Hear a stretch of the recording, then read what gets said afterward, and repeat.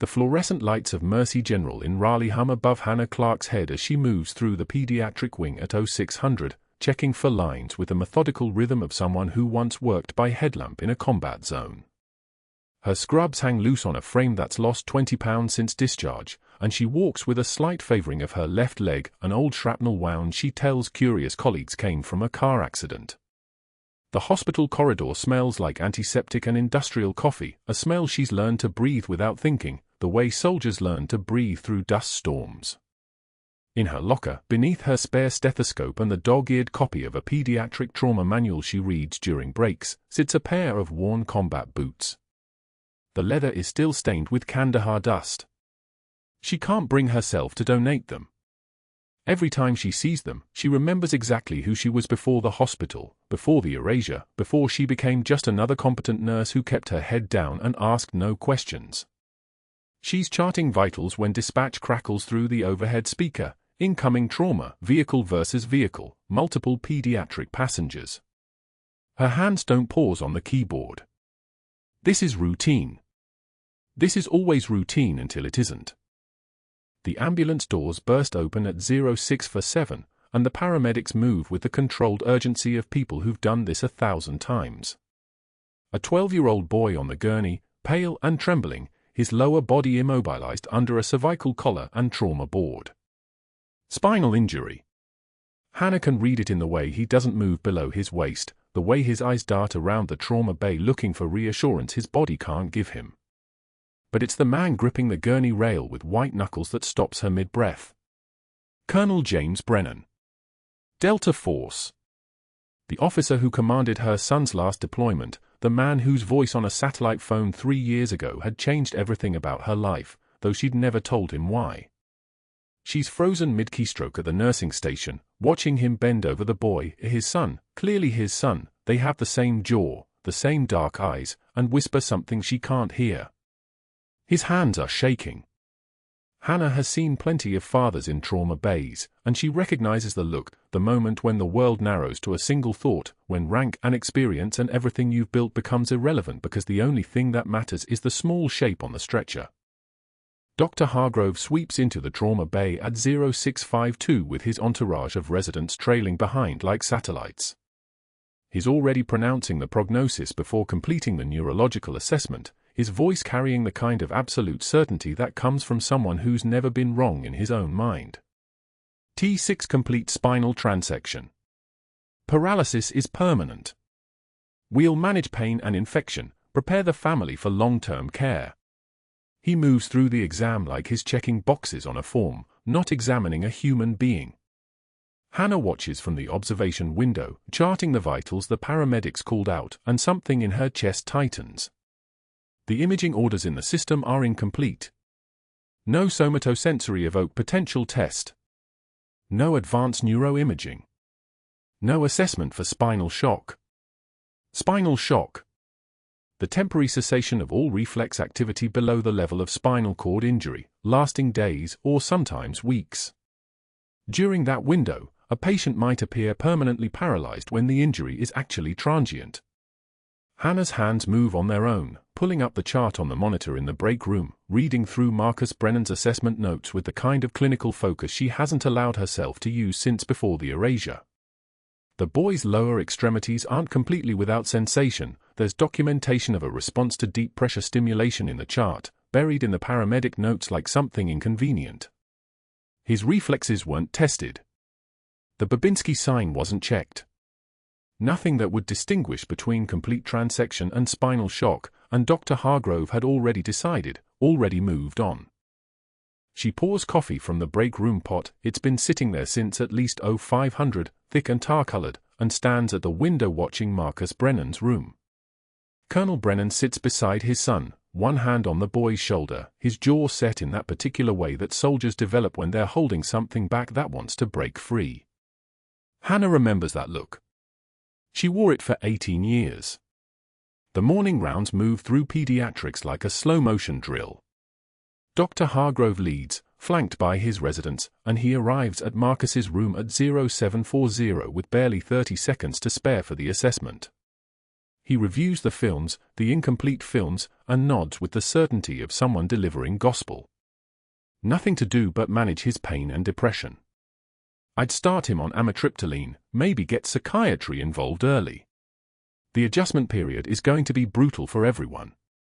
He glances at Hannah, who's standing in the doorway with the chart, and his eyes slide past her the way they always do. She's the competent one, the quiet one, the nurse who doesn't ask uncomfortable questions and doesn't make trouble. But something in his expression shifts when she steps forward. Not discomfort, exactly. More like a flicker of assessment, as if he's suddenly wondering how much she knows, how much she might have read in the charts. His voice takes on an edge. We'll keep the boy here for observation, but the outcome isn't going to change. Let's not give the family false hope with unnecessary testing. He's speaking to his residents, but he's looking at Hannah. The message is clear: don't interfere. She bows her head slightly, the way she's learned to do, the way that keeps her safe and invisible. Of course, Doctor. 6 words. Deferential. Unthreatening. The voice of someone who has no authority, no experience, no reason to question anything. Colonel Brennan watches the interaction from beside his son's bed, and something crosses his face, a flicker of recognition maybe, or just a moment of wondering if this nurse sees what he sees, that his son might not be beyond saving. By the time Hannah gets a break at 1100, she's reviewed the chart for times. The incomplete neurological assessment. The missing tests. The premature prognosis delivered with the kind of confidence that kills hope. She sits in her car in the hospital parking lot, the rain from the night before still dripping from the gutters, and pulls up the protocols on her phone. 23 years of medical experience. Most of it classified, most of it unrecorded, most of it under a name that no longer exists in any official capacity. She knows what spinal shock looks like. She knows what a complete transection looks like. And she knows that Dr. Hargrove has pronounced a sentence based on incomplete data. The question isn't whether she can see what's wrong. The question is whether she can keep silent about it. Hannah moved through the nurse's station with the careful precision of someone accustomed to operating in hostile environments, her scrub still crisp from the morning, her badge hanging exactly where regulation required. The chart for Marcus Brennan sat open on the counter, and she'd spent the last 4 hours studying every lab value, every radiological image, every detail the attending physicians had dismissed.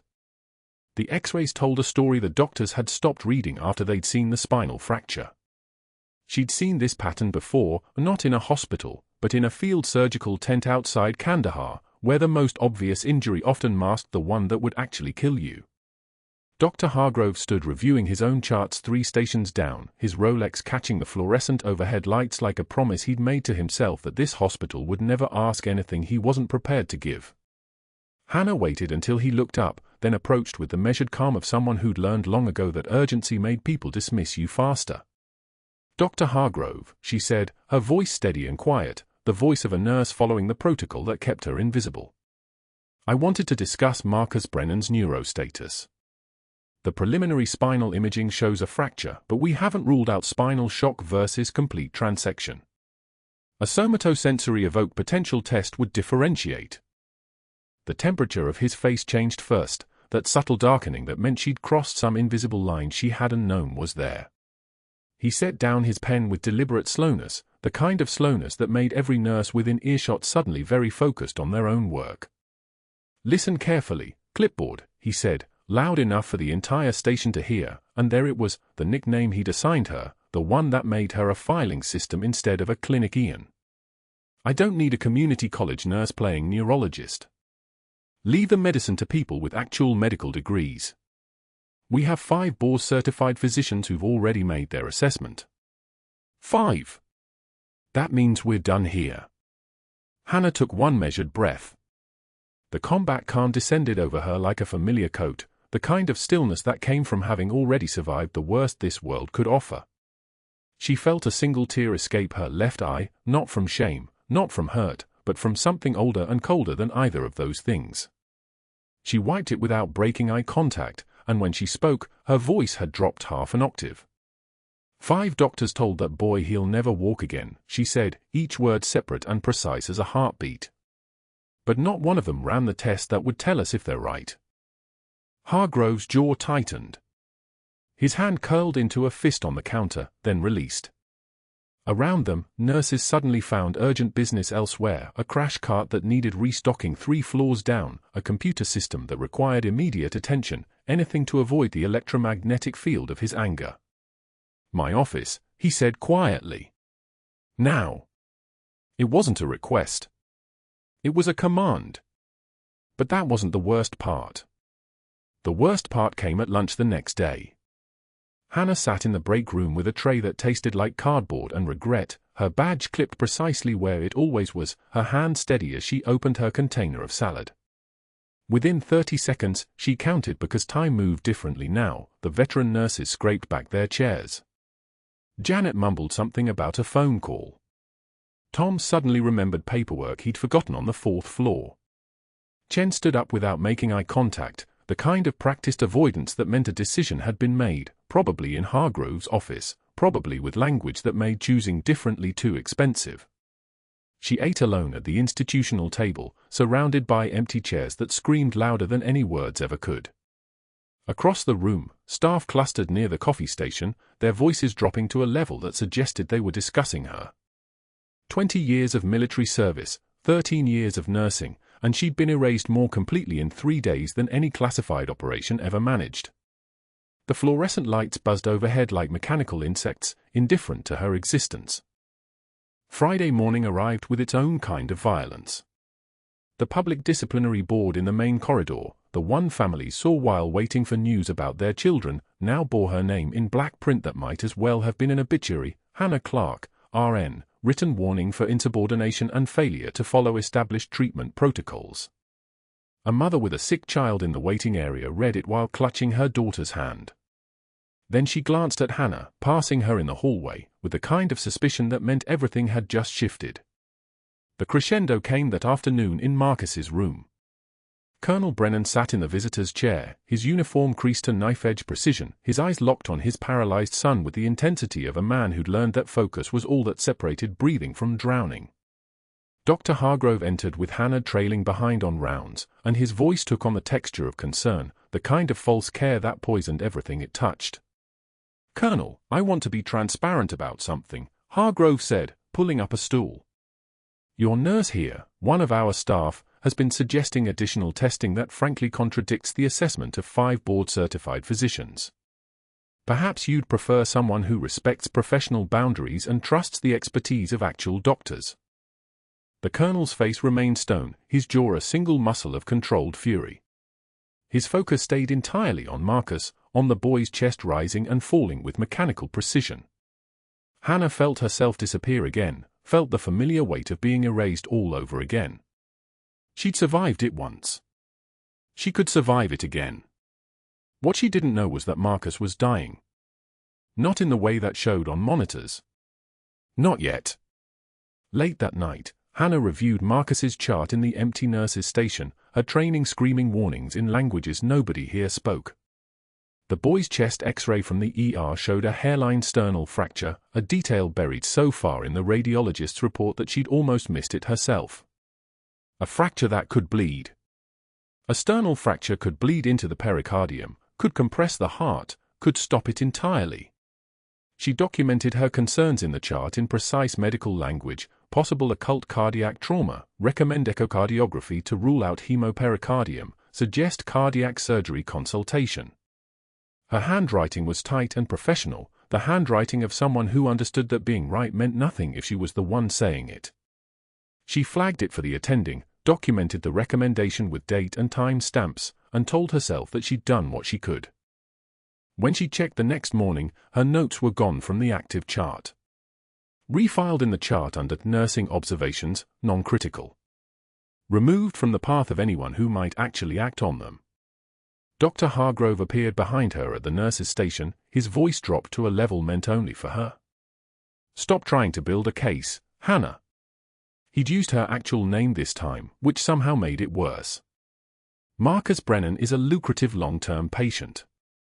Wheelchair equipment, home modifications, ongoing therapy, all properly billed, all properly compensated. Your little detective work threatens relationships I've spent years building.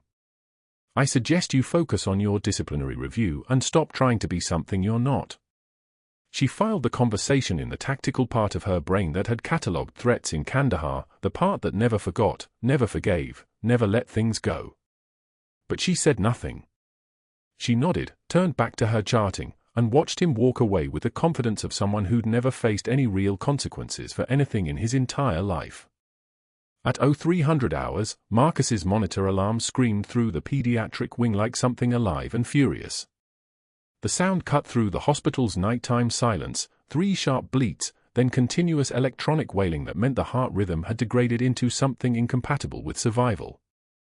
Hannah moved without thinking, her feet already running before her conscious mind had even processed what her training already knew. She burst into Marcus's room to find him gasping, his lips taking on the blue tint of profound hypoxia, his neck veins distended and pulsing with the kind of venous pressure that meant something was compressing his heart. Beck's triad. Cardiac tamponade. The sternal fracture had finally given way. Blood pooling in the pericardium. A crushing pressure that squeezed the organ until it simply stopped pumping. Colonel Brennan stood at the bedside, his military composure shattered. "What are you doing?" he asked, his voice the voice of a man asking for permission to hope. "My job," Hannah said, and she didn't sound like a nurse anymore. The pediatric unit at Mercy General was a cathedral of beeping monitors and the particular silence that comes at 3 in the morning, when the hospital belongs to the night shift and the dying. Hannah sat alone at the nurse's station with Marcus Brennan's chart open in front of her, fluorescent light casting shadows under her eyes like bruises. The staff had thinned to skeleton crew an hour ago. The break room was empty. The corridor outside the pediatric ward stretched in both directions like a tunnel with no exit. She had learned to read X-rays the way other people read faces. 23 years of combat medicine had taught her that images don't lie, only the people interpreting them do. The chest film from admission showed what everyone else had missed because everyone else was looking for spinal damage. Compression fracture at T6. Mild contusion. Swelling consistent with incomplete transection. But there, in the fine detail of the anterolateral chest wall, barely visible unless you knew what you were hunting for, a hairline fracture of the sternal body. The kind of fracture that could bleed silently into the pericardial sac for 72 hours before the accumulated pressure around the heart became catastrophic. 5 doctors had examined Marcus Brennan. 5 doctors had signed off on a prognosis of permanent paralysis without running the test that would take 3 hours and cost maybe $400. 5 doctors had looked at the son of a decorated commander and decided his future was already written. Pain is data, she had learned in a field hospital outside Kandahar with the sound of IED detonations rattling the canvas. Pain teaches you to listen harder, look deeper, see what everyone else walks past. Marcus hadn't complained about chest pain because he was sedated and heartbroken about his legs. But she had seen it in the shoulder tension, the shallow breathing pattern, the subtle shift in how he moved when he thought no one was watching. Hannah turned to the admission X-rays, pulling up the digital file and magnifying the sternal region pixel by pixel. There. The fracture line was clearer now, just barely visible in the right anterior mediastinum. The kind of injury that happens in high-impact car crashes when a 12-year-old boy's chest hits the dashboard with enough force to crack bone. The kind of injury that bleeds slowly and silently until the pericardium, the sac surrounding the heart, fills with enough blood to squeeze the organ until it can't pump anymore. Cardiac tamponade. Death by compression. It could happen today. It could happen in 6 hours. It could happen while everyone was asleep and the monitors were the only witness. She pulled up the lab work. No troponin elevation yet. No BNP. No sign of cardiac strain. But the fracture was there, and the fracture meant bleeding, and the bleeding meant danger. She should call the on-call cardiologist. She should escalate to the attending. She should document this finding in the chart with recommendations for urgent echocardiography to assess pericardial fluid. She should do all of these things through proper channels, through the system that had already decided Marcus's fate and moved on. The fluorescent lights hummed above her head like insects trapped in plastic. The hospital breathed around her, the whoosh of ventilators in the ICU wing, the distant ding of an elevator, the squeak of a supply cart 3 floors down. She had learned to listen to the sounds a building makes when it's at rest, the way you listen to an engine to know when something's wrong. Mercy General was running smoothly, efficiently, moving toward morning without any idea that one of its patients was bleeding into his chest cavity like sand filling an hourglass. Hannah closed her eyes for exactly 4 seconds. When she opened them again, her hands were steady as surgical steel. She stood, logged out of the computer, and moved through the pediatric unit with the quiet efficiency of someone who had learned to move through war zones without drawing attention. The supply closet on the north wing kept the crash cart equipment. The medication refrigerator had what she needed. The pericardiocentesis kit, the needle, the catheter, the syringe, was locked in the critical supplies cabinet that she no longer had authorization to access. But she had worked in this hospital for 9 months, and she had learned where the unit manager kept the backup keys taped behind the fire extinguisher on the emergency stairwell. Not hidden. Just not in an obvious place. Just where someone with training would think to look. She was back at Marcus's bedside by 02:47 hours. The boy was sleeping, his monitors showing the steady rhythm of a child's resting heart rate, 84 beats per minute, textbook normal, lying with its blood pressure building inside the sac that held it like a fist slowly closing. His father wasn't in the room. Colonel Brennan had finally gone back to the hotel for 4 hours of sleep at Hannah's quiet insistence. She had told him that Marcus needed rest more than he needed company, that a parent sleeping in a chair beside a hospital bed was kindness and torture in equal measure. She had told him in a voice that didn't sound like a nurse anymore. She had not told him she was expecting his son to die before sunrise. At 03:01 hours, Marcus's heart rate spiked to 118 despite sleep. His oxygen saturation dropped from 96 to 94 in the span of 2 minutes. His blood pressure shifted, not dramatically, just a subtle drift downward that most people would miss because most people weren't trained to watch for the signs of a body suffocating while the outside world remained still. The monitors began their conversation. Beep. Beep.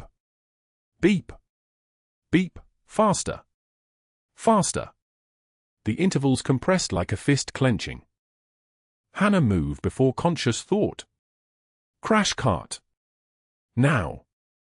She pressed the overhead page, her voice crisp and clear like a command from the old days, all available pediatric staff to room for 12.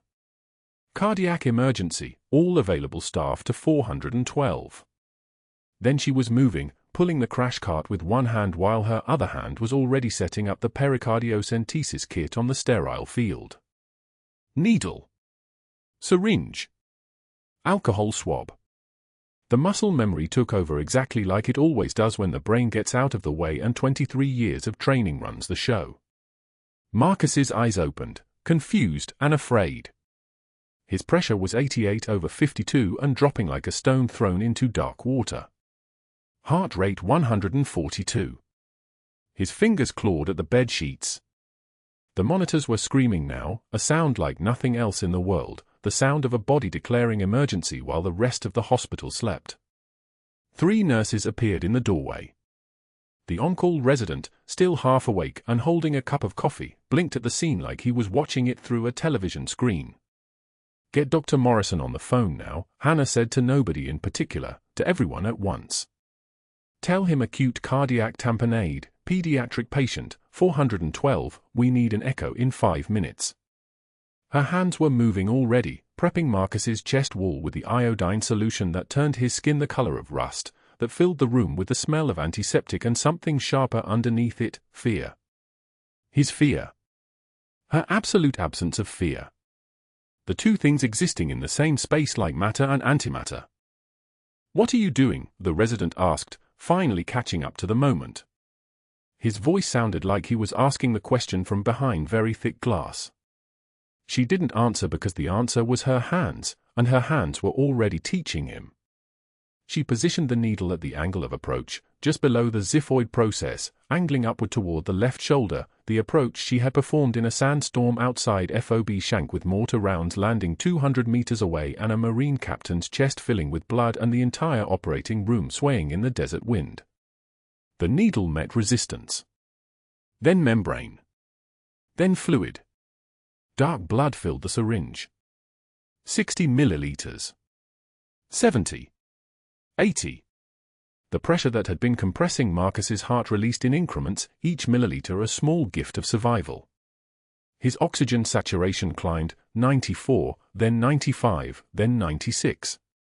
His heart rate decelerated, 142, then 128, then 110. The monitors shifted their conversation from panic to something like hope. The color returned to his face like someone was drawing it back in with a paintbrush. His breathing deepened, less labored, the work of breathing easing like a weight being lifted. Sinus rhythm, the resident whispered, as if naming it aloud might scare it away. Good sinus rhythm. Colonel Brennan appeared in the doorway in his shirt sleeves, barefoot, moving like a man who had been sleeping and woke to the sound of his son's death. His eyes found Hannah first, then Marcus, then back to Hannah. He didn't speak. He didn't need to. The look was enough, the look of a father who had just watched his son's life returned to him by someone he had been taught to dismiss as merely a nurse. Hannah finished the procedure, secured the catheter, and documented the 87 milliliters of blood drained from Marcus's pericardial sac. The on-call cardiologist arrived at 0313 hours and confirmed what the monitors already knew: the sternal fracture, the pericardial effusion, the tamponade that would have killed a sleeping 12-year-old boy somewhere between 0545 and 0600 hours if no one had been watching, if no one had known what to look for, if 5 doctors hadn't been wrong. By 0700 hours, Dr. Hargrove was making phone calls from the stairwell where he thought no one could hear him. Hannah stood 2 flights below, invisible in the utility alcove, hearing every word. She performed an invasive procedure without authorization, he said into his phone, his voice like a snake that had stepped on a rake. I need the state licensing board investigator here today. Call Mitchell on the hospital board, yes, wake him up. And contact whatever nursing school graduated her. I want her references questioned. A pause. Then, because she can't be allowed to think she can override attending physicians at will. Because if anyone finds out she did this without orders, the liability becomes our problem instead of hers. The unit manager was waiting for her at the nurse's station by 0715 hours. Her name was Patricia, and she had never been unkind to Hannah, which somehow made this worse than if she had been.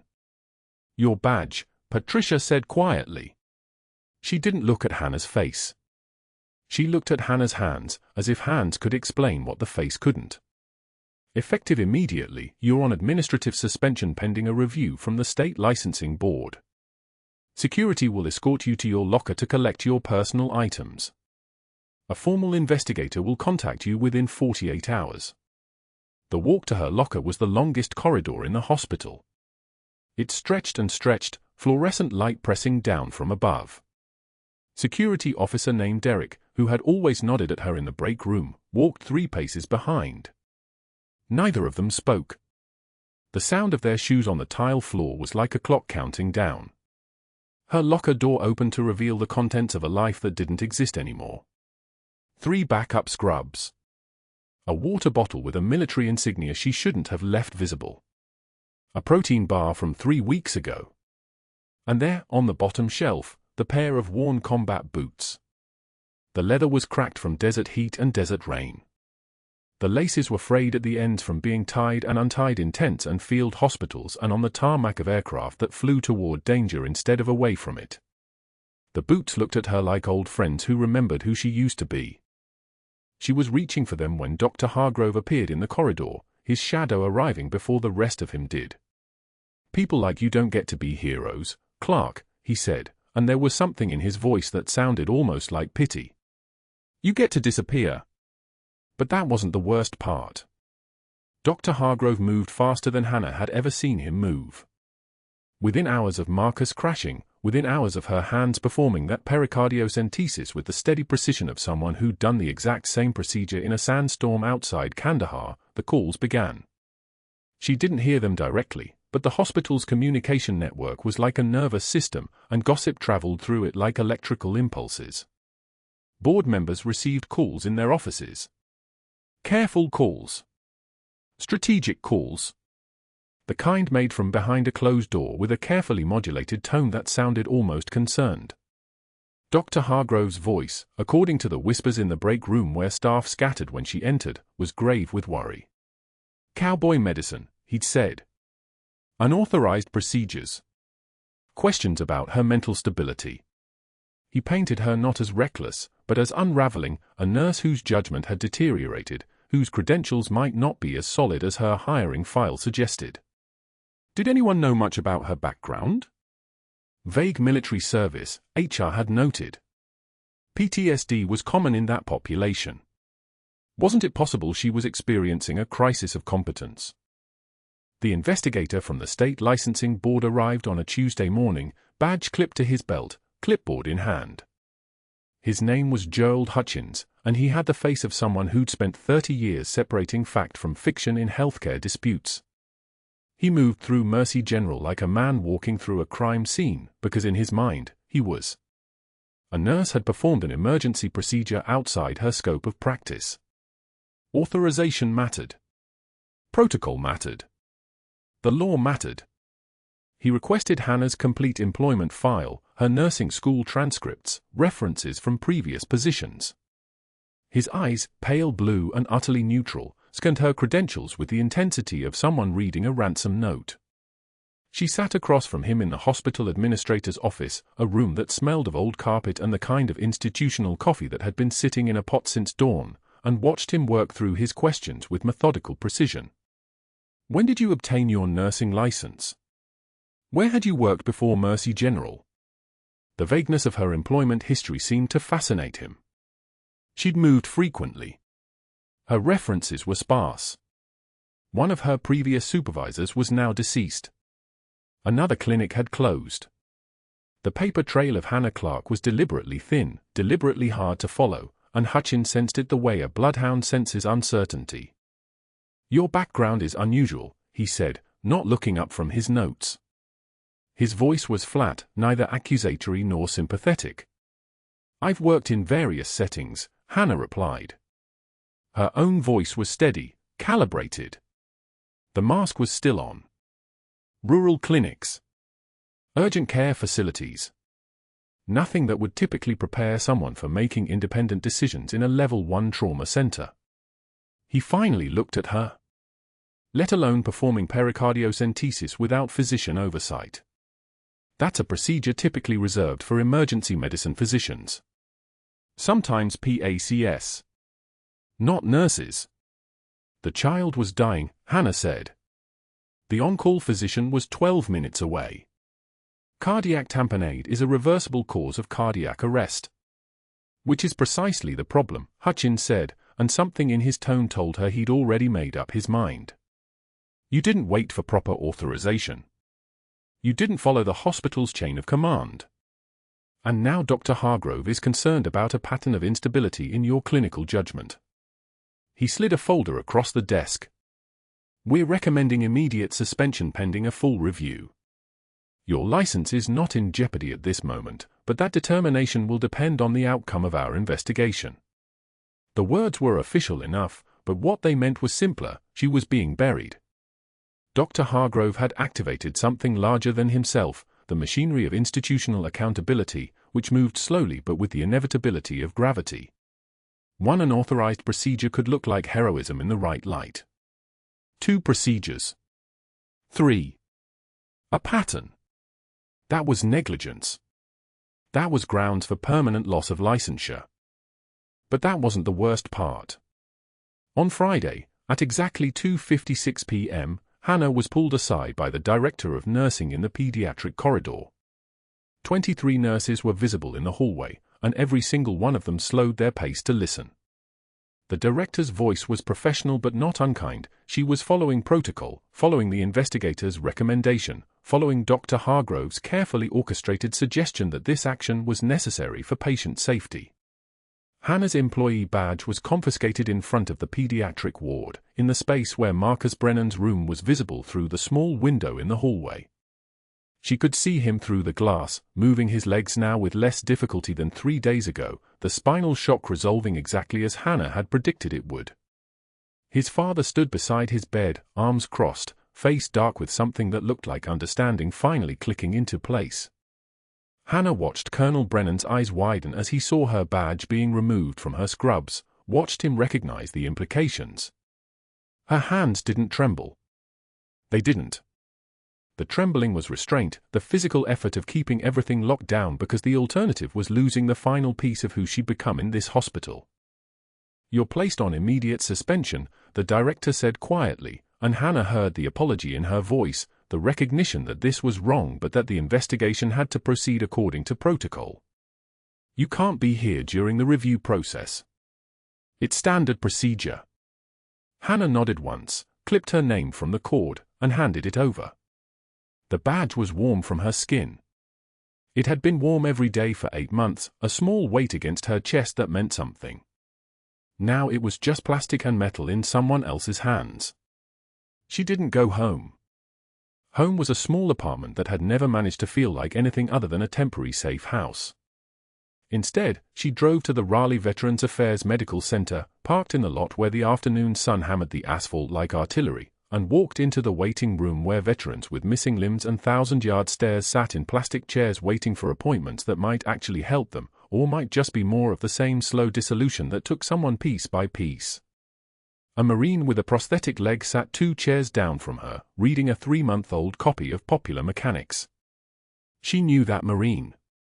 She'd treated him in a field hospital in 2011, had wrapped his severed femoral artery with gauze that turned dark red in seconds, had whispered to him that he was going to make it, that the pain meant he was alive. He didn't recognize her. She was just a woman in street clothes now, no uniform, no rank, no context. Just another veteran's wife waiting for her husband. Just another civilian. Just invisible. The intake coordinator called her name, mispronouncing it slightly, Hannah Clarke, and Hannah stood up.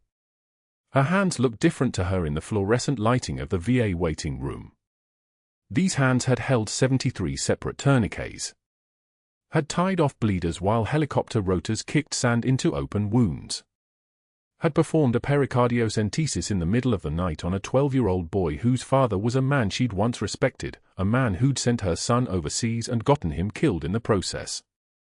The same hands that had saved Marcus Brennan's life twice now, once from death, once from a lifetime of unnecessary despair, were now the hands of someone who couldn't work, couldn't practice medicine, couldn't do anything except sit in waiting rooms and wonder if disappearing completely might hurt less than this half-existence, this limbo between the woman she'd been and the nobody she was becoming again. She followed the coordinator down a corridor that smelled of industrial cleaner and something that might have been hope or might have been resignation. The intake form asked about depression, anxiety, PTSD, suicidal ideation. She checked the boxes honestly. She'd learned long ago that lying on official documents was a habit that got people killed.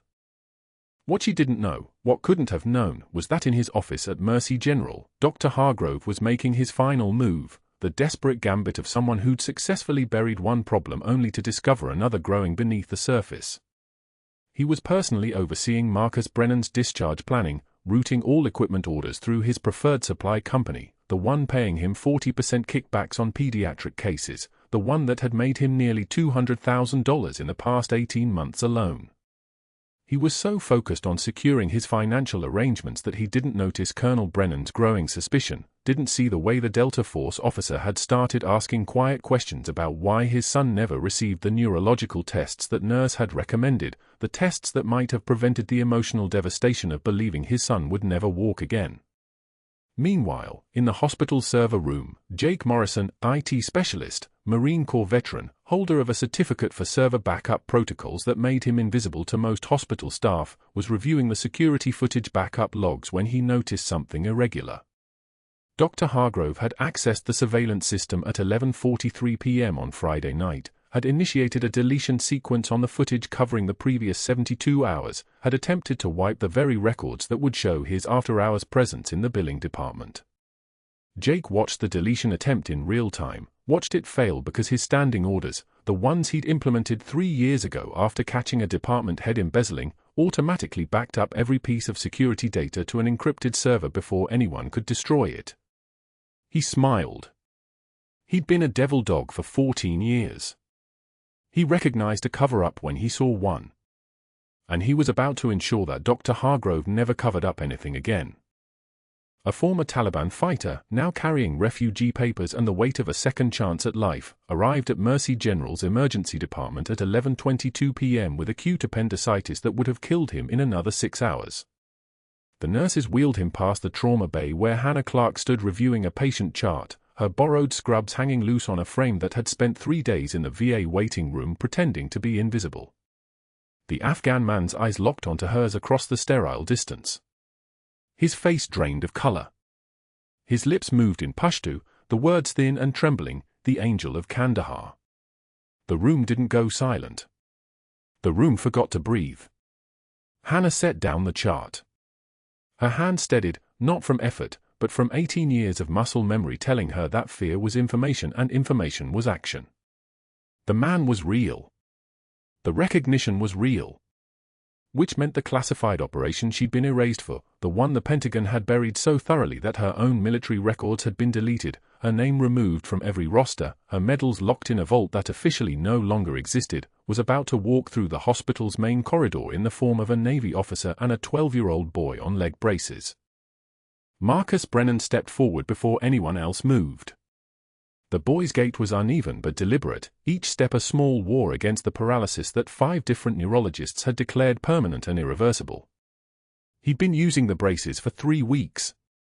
The braces weren't medical necessity anymore, they were props for a moment he'd been waiting for since Hannah Clarke sat beside his bed and said the words nobody else would say, "You're going to walk again." "That Senior Chief Petty Officer Clarke," Marcus said. His voice didn't shake. 12 years old, and he sounded like someone who'd already learned that authority came from knowing the truth when everyone else was comfortable with a lie. Colonel James Brennan emerged from the stairwell with a manila folder clutched against his chest like a weapon. His bearing moved through the hallway like a ship cutting through dark water, silent, inevitable, the kind of presence that made orderlies find urgent business in other rooms. He walked directly to Hannah and opened the folder. The pages were stamped classified across the top in letters the size of a warning. "Operation Red Crescent," he said. 7 words. That was all it took. 23 minutes under fire. 47 casualties. 8 of them walking because of you. Hannah didn't read the pages. She didn't need to. The mission had taken her 14 years to stop dreaming about. Kandahar, the summer of 2010, a RPG round through the clinic wall, and suddenly the medical training that had made her invaluable was the same thing that had made her dangerous to acknowledge. A Navy combat medic, alone in a field hospital under fire, had saved people the government didn't officially want saved. So they'd erased her instead. Easier than explaining. Cleaner than a court-martial. Just delete the records, disappear the name, issue a fake discharge, and let her exist as a ghost in every hospital from Norfolk to Seattle. A grizzled voice cut through the moment, Master Chief Rourke, the SEAL team leader who emerged from the gathered crowd like something summoned from the walls themselves. His face was the color of weathered mahogany, mapped with scars that told stories classified documents would never contain. 2 Navy crosses. His voice moved through the hallway like distant thunder. 3 bronze stars with Valor. He paused. Let the weight settle. And a purple heart she earned dragging my bleeding ass 4 kilometers through enemy fire while rounds were still coming down like hail. The hospital's IT specialist appeared in the crowd before Hannah could process the words. Jake Morrison, Marine Corps veteran, carried a laptop like it was a tactical asset. He was dressed for what he'd known was coming, pressed uniform, shoulders back, the kind of posture that said he'd been waiting 18 years for this moment too. The FBI liaison from the conference room upstairs followed him, flanked by 2 more federal agents whose presence alone was enough to make the fluorescent lights seem too bright. Dr. Hargrove accessed the billing systems at 0200 hours, Jake said, opening the laptop. 47 separate instances. Medical supply representatives in parking garages at 2:15 a.m. Patient records altered for pediatric cases. Overbilling at 40% above legitimate costs. He turned the screen toward the agents. He tried to delete this 4 hours ago. Thought he could bury it before sunrise. The federal agent didn't blink. He made a phone call that lasted 43 seconds. "We're mobilizing," he said when he hung up. "Joint investigation, state and federal. Fraud, conspiracy, falsifying medical records." Dr. Hargrove's hospital credentials were suspended at 12:34 a.m. His keycard deactivated at 12:36. Security found him at 12:41 in his office, hands shaking, phone pressed to his ear calling contacts who'd suddenly gone unavailable. The attorney who met him in the administrator's office at 1:15 a.m. used words like criminal conspiracy and conspiracy to commit fraud and conspiracy to obstruct justice. By 2:13 a.m., his suspension became permanent.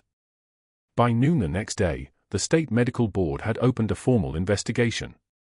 By week's end, his medical license was suspended. By month's end, it was revoked. But that wasn't the moment that broke him. The breaking came 6 months later when someone spotted Dr. Hargrove at Raleigh Community College, teaching basic CPR fundamentals in a basement classroom to disinterested community volunteers. $18 an hour. No health insurance. No prestige. No power. Just a man demonstrating chest compressions on a rubber mannequin to people who didn't care who he'd been or how far he'd fallen. At Mercy General, in the pediatric wing's main corridor, Hannah Clarke stood in dress white she'd thought she'd burned or buried or thrown into the deepest part of her psyche where classified things belonged. The uniform hung perfect on her frame, tailored for a woman who'd spent 2 decades being neither fully civilian nor officially military, and now both at the same time. Senior Chief Petty Officer insignia gleamed on her collar, catching light like a resurrection. The Navy had restored her records, reversed the erasure, released the classified hold that had required her to be invisible for 18 years. Marcus Brennan walked toward her without braces. The boy's stride was fluid, confident, the movement of a child who'd been told by 5 doctors that this would never happen and then had the audacity to believe a nurse instead. He was 12 years old and he'd already learned the most dangerous lesson a person could learn: the quiet person might be the one telling the truth. Hannah knelt to adjust the leg braces Marcus had brought, not because he needed them, but because this moment required ritual. The braces represented the 5 doctors who'd given up. They represented the paralysis that wasn't paralysis. They represented every time someone with authority had decided what was possible and Hannah Clarke had disagreed with her entire being. Colonel James Brennan rendered a full military salute, arm bent at exactly 90 degrees, palm out, the kind of salute that meant respect deeper than rank. The kind of salute you give to someone who'd held your child's life in her hands and chosen action over protocol, chosen to believe in what couldn't be true, chosen to be everything the institution said she wasn't. The pediatric wing erupted in applause. Master Chief Rourke saluted.